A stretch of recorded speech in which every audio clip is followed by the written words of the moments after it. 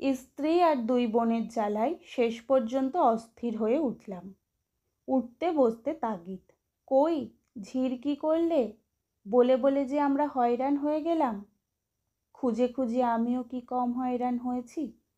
কিন্তু কলকাতায় 4 টাকার জায়গায় 8-10 টাকা মাসিক মাইনে যদি বা ঠিকে ঝি বার দুয়েক ঠিক করা গেছে, গায়ে এসে দেখতে পেলাম টাকা বিলিয়ে আর যাই মিলুক না কেন, ঝি মিলবে না। আশেপাশে যে কয়েক ঘর কামার নমশূদ্র প্রতিবেশী আছে, আগে তাদের বিধবা বোন আর মেয়েদের ভিতর থেকেই এসব প্রয়োজন মিটত। কিন্তু এখন দিনকাল বদলেছে। পুরুষদের মজুরির রেট হয়েছে এখন 2-3 টাকা। ফলে মেয়েদের মান সম্মানের দিকে চোখ পড়েছে। কি মেয়ে কি পুরুষ, ঝি চাকর খাটতে আর কেউ রাজি নয়। ঘুরে ঘুরে 2-3 বাড়িতে গিয়ে ইশারা ইঙ্গিতে কথাটা পেরেও দেখলাম। কিন্তু কেউ বলল দেহ ভালো নয়, নিজের সংসারেই নানান ঝামেলা। আবার কেউ বা পরিষ্কার মাথা নেড়ে জানালো, না কর্তা, সমাজে তাহলে কথা উঠবে। তা তো উঠবে, কিন্তু এদিকে বাইরের কাজকর্ম করার জন্য একজন মেয়ে ছেলে আমাদের যে না হলেই নয়।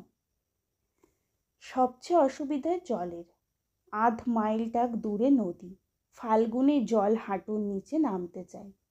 তাও রাত থাকতে থাকতে খুব ভোর ভোর সময়ে গিয়ে পৌঁছলে যেটুকু দেখা যায়, একটু বেলা হয়ে গেলেই ঘোলা হতে হতে সেই জল তরল কাদায় রূপান্তরিত হয়।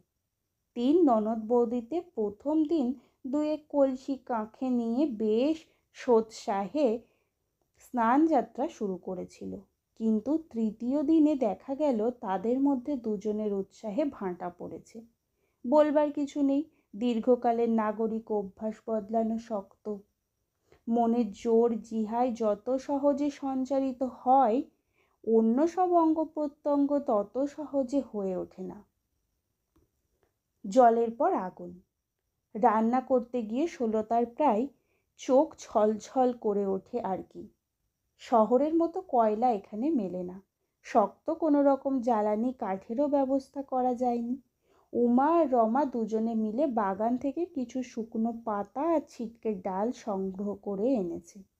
আহার্য তৈরির এই একমাত্র ভরসা।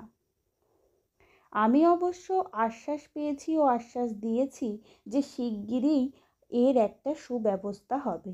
নিষ্পত্র শুকনো শুকনো ডাল নিয়ে যেসব গাছ এখনো সোজা হয়ে দাঁড়িয়ে আছে, তারাই জ্বালানি রূপে সুলতার উনুনের পাশে পুজ্জীভূত হয়ে থাকবে। কেবল জন কয়েক কামলা মিললেই হয়।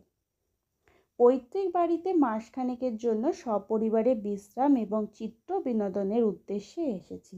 কিন্তু ঝি চাকরের আর কামাল কৃষাণের অভাব প্রতি মুহূর্তে অস্তিত্বকে দুঃসহ করে তুলল। পাশের গা থেকে পিসেমশাই অবশেষে এনে হাজির করলেন ঝি। তার প্রজা বুড়ো ভুবন মণ্ডলের বিধবা মেয়ে। অকালে বারভুবন মারা যাওয়ায় তার বাড়িতেই এতদিন ছিল। এবার তিনি তাকে নতুন চাকরিতে ভর্তি করে দিতে চান। বললুম, আপনার চলবে কি করে? পিসেমশাই বললেন, সেজন্য ভেবো না, তোমার পিসিমা একাই 100। কাজকর্ম দেখে যদি পছন্দ হয়, তুমি ওকে কলকাতায়ও নিয়ে যেতে পারো। শুনেছি সেখানেও ঝিরা নাকি সব রাজার ঝি হয়েছে। তামাক খেয়ে পিসেমশাই বিদায় দিলেন। আমি অন্দরে গেলাম ঝি সম্বন্ধে ওদের মতামত শুনতে। কিন্তু চাঁদ হাতে পাওয়ার মতো সুখের ভাব কারোরই দেখলাম না। সুলতা আর উমা দুজনে গম্ভীর হয়ে বসে রয়েছে। রমা হাসছে মুচকে মুচকে। তাকে ধমক দিয়ে থামিয়ে স্ত্রীকে জিজ্ঞাসা করলাম, ব্যাপার কি, ঝি পছন্দ হয়েছে তো?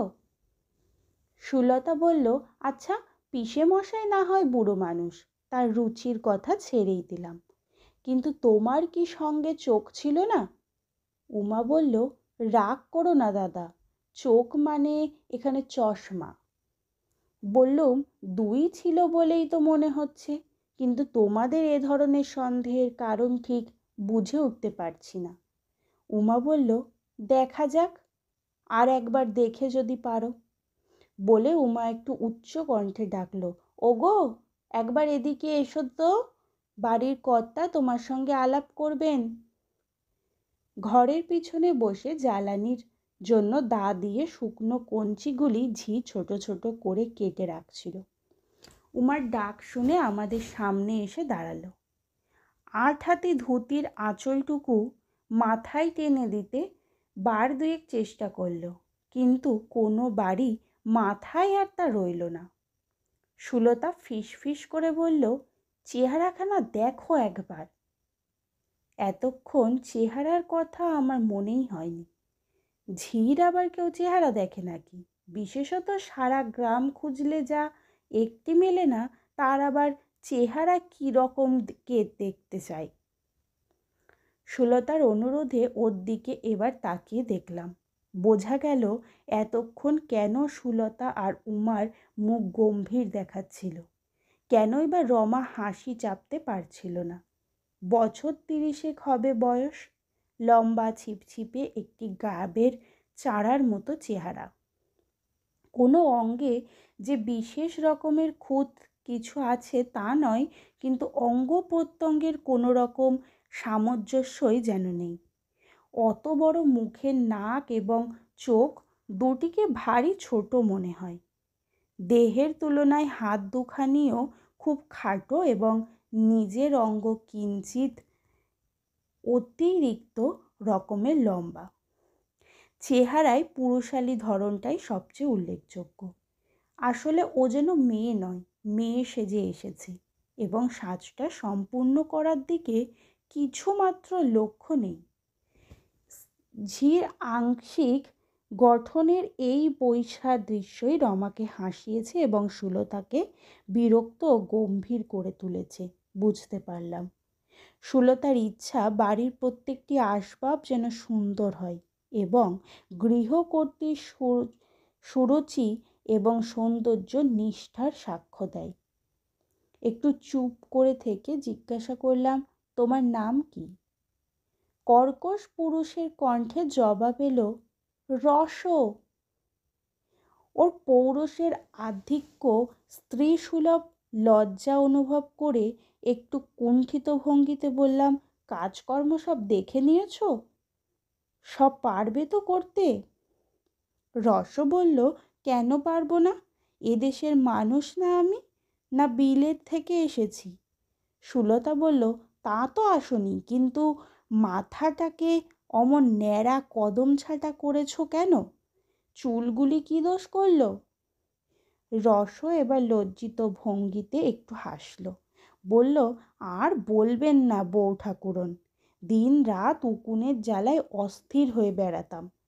মাথা ভরে কেবল চুলবুল চুলবুল করত। যত সব অশান্তির বাসা, শেষে রাগ করে দিলাম একদিন ছেঁটে। সুলতা রুক্ষ কণ্ঠে বলল, বেশ করেছ। ব্যক্তিগতভাবে চুলের ভারী যত্ন করে সুলতা।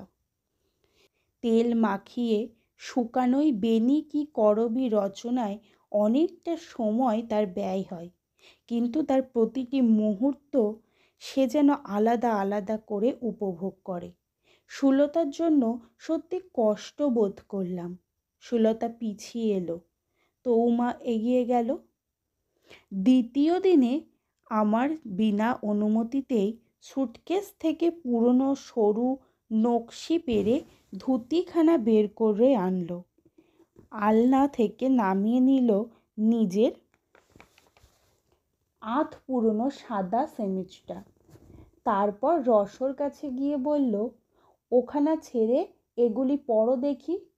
ওভাবে তুমিও তো দিব্যি স্বচ্ছন্দে চলাফেরা করো, এদিকে আমরা যে চোখ তুলে তাকাতে পারি না। ছি ছি। রস অত্যন্ত বিব্রত বোধ করলো। তারপর উমার দেওয়া সেই ধুতি আর সেমিজটা হাত বাড়িয়ে নিয়ে আড়ালে চলে গেল। কিন্তু দুদিন যেতে না যেতেই দেখি সেই আধখানি জীর্ণ ময়লা চির পরে সে বেশ আরামে স্বচ্ছন্দে কাজকর্ম করছে। উমা বিস্মিত হয়ে বলল, ও মা, সেই ধুতি আর সেমিজ কি করলি? রস অত্যন্ত কুণ্ঠার সঙ্গে বলল, ছেড়ে রেখেছি, ভারী বাঁধো বাঁধো থাকে, আর পড়তে না পড়তেই যা ঘামাচি উঠেছে দেখবেন। উমা বিকৃত মুখে বলল, থাক, তোমার ঘামাচি দেখে আমার আর দরকার নেই।